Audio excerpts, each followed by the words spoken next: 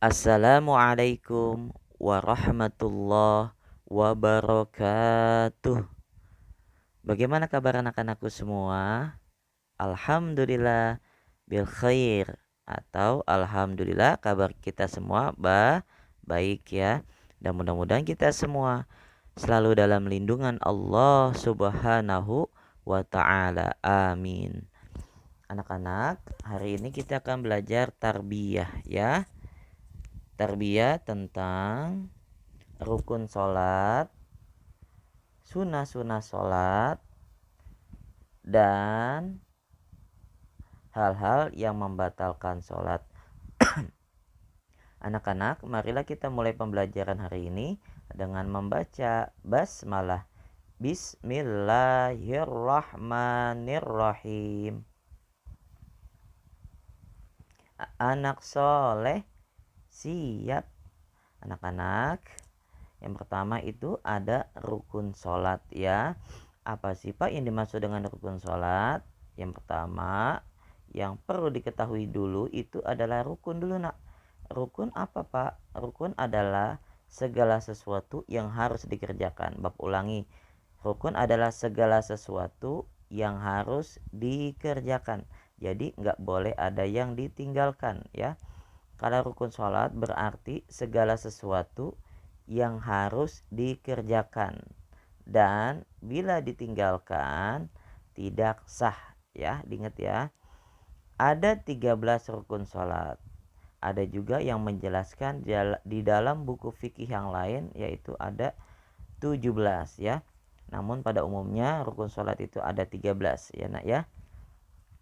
Yang pertama niat ya nak ya. Nah, kita niat, misalnya niat sholat maghrib ya, sebagai imam kita niat usolli fardol maghribi salasa raka'atin mustaqbilal qiblati adaan imaman lillahi ta'ala. Kemudian berdiri bagi yang mampu ya. Kalau nggak mampu berdiri berarti nggak sholat dong Pak. Ya tetap masih wajib sholat nak ya. Bisa sholatnya dengan duduk ya. Nah, kurang lebih duduknya seperti duduk iftiras ya. Kemudian bisa juga ya, kalau yang nggak bisa duduk bisa dengan berbaring ya nak ya. Nah, berbaring nggak bisa Pak ya, tetap sholat juga dengan tiduran ya. Nah, tiduran juga agak susah Pak. Nah, bisanya ngedipin mata. Nah, tetap sholatnya dengan isyarat atau mengedipkan mata ya. Kemudian yang ketiga adalah takbiratul ihram atau membaca Allahu Akbar. Yang keempat yaitu membaca surah Al-Fatihah ya. Udah pada hafal ya nak ya.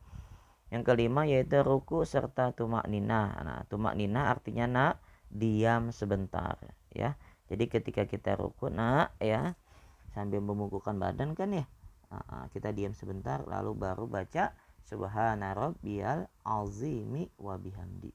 Kemudian kita i'tidal ya. Nah, biasanya sambil membaca sami Allahu liman hamidah ya.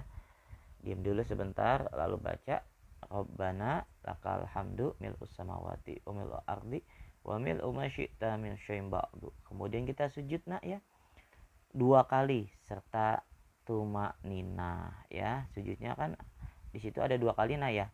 Nah, sujud dulu ya kan.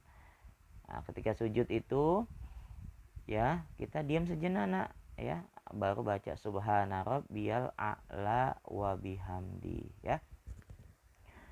Kemudian duduk di antara 2 sujud serta tumak nina ya. Nah, habis sujud kan kita duduk ya nak ya. Nah, duduk itu disebut duduk duduk di antara 2 sujud ya. Diam sebentar baru baca Rabbi ghfirli warhamni wajburni warfa'ni warzuqni wahdini wa'afini wa'fu anni. Kemudian duduk akhir atau duduk tasyahud akhir, bisa juga disebut dengan duduk tawarruk ya. Nah, ini bukan iftiras ya nak ya, yang lebih tepat tawarruk.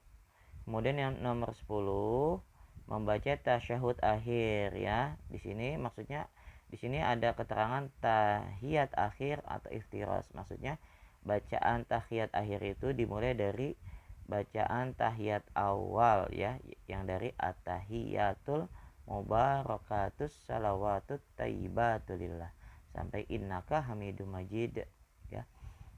Kemudian membaca salawat atas Nabi Muhammad pada tahiyat akhir ya, yang bunyinya Allahumma sholli ala Muhammad wa ala ali Muhammad sampai innaka hamidum majid.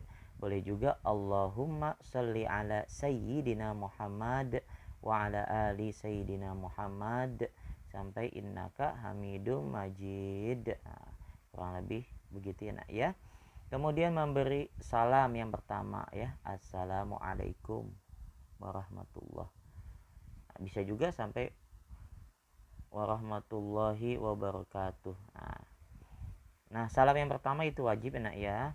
Kemudian yang ke-13 tertib atau dilaksanakan secara berurutan pada tiap rukun sesuai dengan urutan ya. Jadi berurutan nak ya, dari niat ya. Habis niat berdiri dulu ya rukunnya, baru takbir atau ihram atau membaca Allahu Akbar ya. Kemudian membaca surah Al-Fatihah ya. Misalnya kamu nggak berurutan maka nggak sah misalnya ya nak ya. Nah misalnya setelah kamu takbiratul ihram, setelah kamu niat kemudian berdiri juga lalu takbiratul ihram lalu nggak baca Al-Fatihah, langsung baca surat kemudian kamu ruku, habis ruku kamu berdiri lagi baru membaca Al-Fatihah kemudian ruku lagi ya. Atau mungkin ada yang nggak kamu baca nih ya, salah satunya yang jelas nggak berurutan ya nak ya, maka nggak sah salatnya ya. Nah kemudian sunnah salat ya. Sunnah itu apa pak? Sunnah adalah amalan yang apabila dikerjakan mendapat pahala dan bila ditinggalkan tidak berdosa. Jadi kalau kita kerjakan mendapat pahala dan kalau kita tinggalkan tidak berdosa atau tidak apa-apa ya. Yang pertama adalah mengangkat kedua tangan ketika takbiratul ihram atau ketika membaca Allahu Akbar ya. Yang kedua mengangkat kedua tangan ketika ruku ya nak ya, ketika kita mau ruku ya. Allahu Akbar, kita angkat tangan kita dulu ya. Nah, kemudian meletakkan telapak tangan di atas punggung tangan kiri dan keduanya diletakkan di bawah dada ya. Meletakkan tangan kiri, tangan kiri di bawah ya, tangan kanan di atas maksudnya gini ya. Atau bersedekap ya. Yang keempat adalah melihat ke arah tempat sujud ya nak ya. Nah itu sunnah itu. Yang kelima membaca doa iftitah sesudah takbiratul ihram ya. Biasanya kita bacanya Allahu akbar kabira walhamdulillahi katsira wa subhanallahi bukratan wa asila terus sampai selesai. Atau baca Allahumma ba'id baini wa baina khotoya, begitu ya sampai tuntas ya nak ya. Yang keenam adalah membaca a'udzubillah sebelum baca basmalah atau sebelum baca bismillah, maksudnya adalah ta'awudz ya. Yang ketujuh membaca amin selesai membaca surah Al-Fatihah, kita jawab dengan amin. Yang kedelapan adalah membaca surah atau ayat Al-Quran sesudah membaca surah Al-Fatihah ya. Setelah membaca Al-Fatihah lalu kita baca surat, misalnya baca surat apa pak? Az-Zalzalah atau apa misalnya An-Nas ya. Nah itu sunnah. Yang kesembilan mengeraskan bacaan surah Al-Fatihah dan ayat atau surah Al-Quran pada sholat subuh, sholat maghrib dan isya pada rakaat pertama dan kedua setelah 2 rakaat dan kedua serta 2 rakaat pada sholat Jumat ya. Yang ke-10 sunnah bagi makmum mendengarkan bacaan imam, paham ya. Yang ke-11 adalah takbir tatkala turun dari bangkit selain ketika bangkit dari ruku ya. Nah, itu sunnah ya. Misalnya setelah rakaat pertama kemudian kita bangun untuk melaksanakan untuk rakaat kedua, nah itu kita takbir ya. Kemudian 12 membaca sami Allahu liman hamidah ketika i'tidal, itu juga sunnah. Yang ke-13 membaca Rabbana walakal hamd ketika i'tidal. 14 meletakkan 2 telapak tangan di atas lutut ketika ruku ya. Ke-15 membaca tasbih 3 kali ketika ruku. Tasbihnya apa pak? Subhana rabbiyal azimi wa bihamdi. Kalau kita baca 3 kali kita mendapat pahala sunnah. Kemudian membaca tasbih 3 kali ketika sujud. Kita bacanya apa nak kalau sujud? Subhana rabbiyal a'la wa bihamdi. 3 kali ya. Nah, kemudian 17 membaca doa ketika duduk antara dua sujud ya. Bacanya apa Pak? Yaitu Rabbi gfirli warhamni wajburni warfa'ni warzuqni wahdini wa'afini wa'fu anni ya. Kemudian duduk iftirashi atau bisa disebut juga dengan duduk tahiyat awal ya. Yang ke-19 yaitu duduk tawarruk ya atau duduk tahiyat akhir ya. Yang ke-20 yaitu duduk istirahat sebentar sesudah sujud kedua sebelum berdiri. Nah, biasanya ini bapak atau ibu kamu ya atau orang dewasa ya kadang melakukan itu ya. Nomor 21 bertumbuh pada tanah tatkala hendak berdiri dari duduk bisa ya.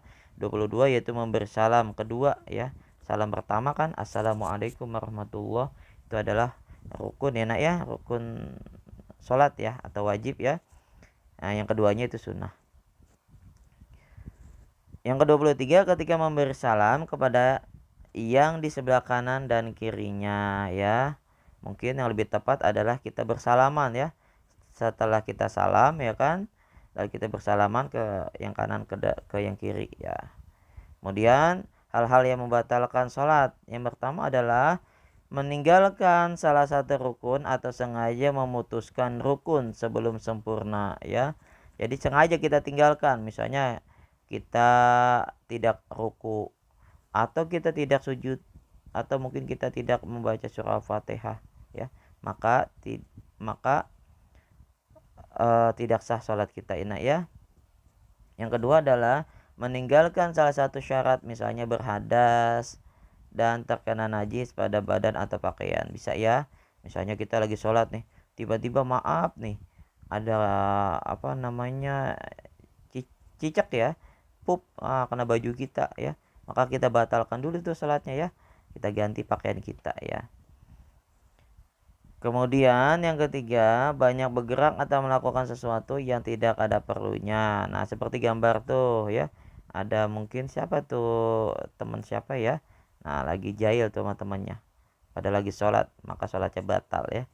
Yang keempat, makan dan minum. Bisa ya. Selanjutnya latihan enak ya. Kerjakan di buku paket tarbiyah halaman 13 dan 14. Bagian A dan B. Alhamdulillah sudah selesai. Ya anak-anak, marilah kita tutup pembelajaran hari ini dengan baca Alhamdulillah. Alhamdulillahirabbil alamin. Kurang dan lebihnya Bapak mohon maaf. Wabillahi taufiq wal hidayah. Wassalamualaikum warahmatullahi wabarakatuh.